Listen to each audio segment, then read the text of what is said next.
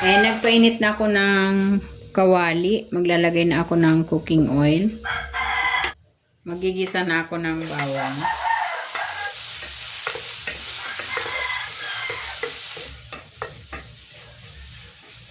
Gigisa ko na rin tong sibuyas.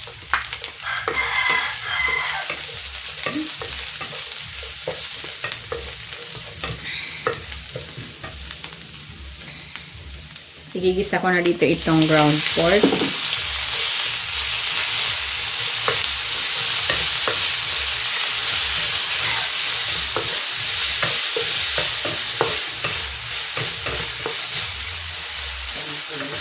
Titimplahan ko ito ng asin at ng paminta. Lalagay din ako ng konting toyo para maganda yung kulay nitong giniling.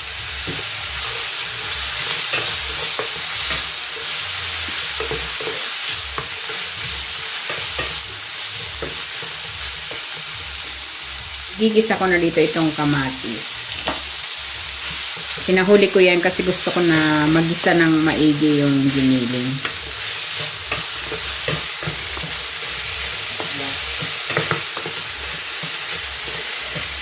Ayan, okay na ito. Ilalagay ko na dito itong carrots at itong sayote.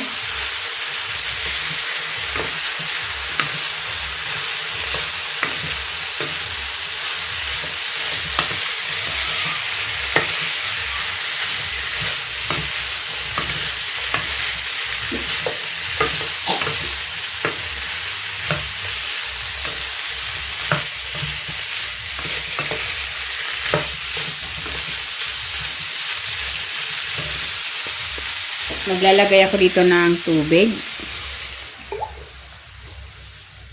Tatakpan ko ito para mabilis maluto yung sayote.